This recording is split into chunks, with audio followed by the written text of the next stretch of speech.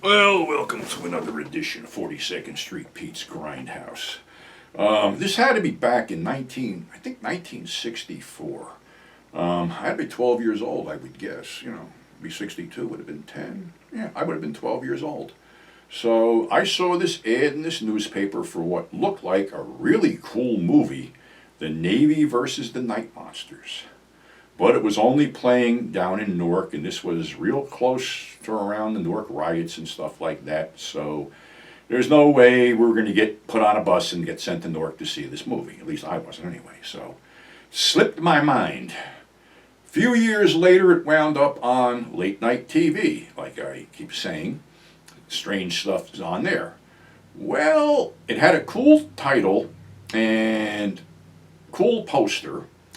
And it started off with this expedition that was in Antarctica that found some prehistoric plants thriving by a hot springs.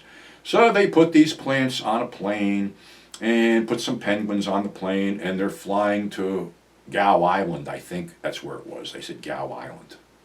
So anyway, something happens during the flight. Some guy comes charging out of the back, his face disfigured. There's a bunch of shit going on. And the plane lands on Gow Island with only the pilot, who was catatonic. There's nobody else on the plane except these fucking plants and the penguins. So they put the plants in some kind of storage, but the next morning the plants are gone.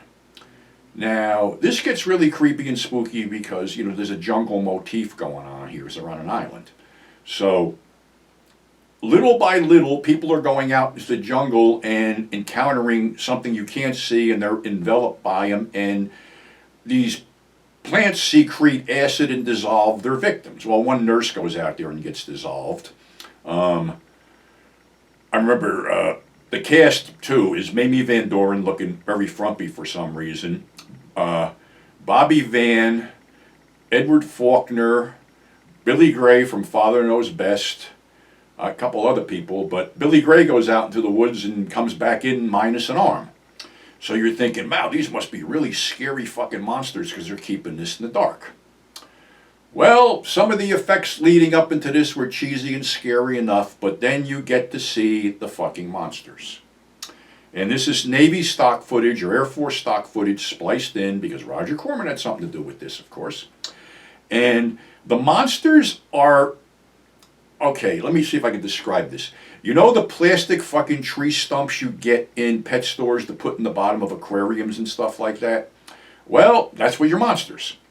And they get burned up pretty cheesily, and that was the end of it. It looked like a really good film, but it seems like, from what I understand, Corman had maybe Van Doren contractually obligated to do 2 films, and this might have been one of them. I don't know.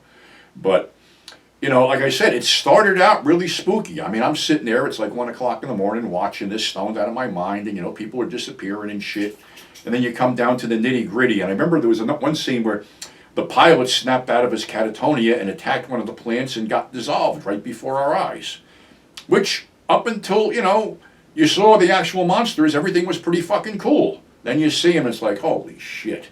So, in retrospect, I'm glad I didn't take a bus ride down Newark to be disappointed, and I don't remember whatever the co-feature was, but I think this is available on Cheesy Flicks. I had to pick one up because they got some of the parts that were cut out for TV put back in. It's interesting to a certain point as long as you can get it cheap, but it has no payoff whatsoever. So another weird little film that just showed up on late night TV after its theatrical run. So that's our show for today. Thanks for subscribing. Thanks for tuning in. This t-shirt I'm wearing is the original 42nd Street Pete t-shirt designed by my late friend Chris Schrump back in the day. Unfortunately, Chris died from lymphoma, and it was a pretty rotten fucking way to go because he suffered horribly toward the end. And the one thing I did get Chris to was Chris always wanted to see ECW.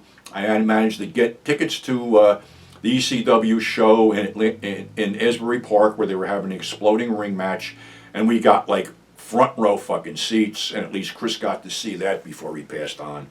So another guy I miss terribly, but this is the original shirt. It's available on teespring.com, 42-piece, sleazy tees, whatever. Just go in there if you want a copy of the original shirt. So that's our show for today. Thanks for subscribing. Thanks for tuning in, and we will catch you on the flip side.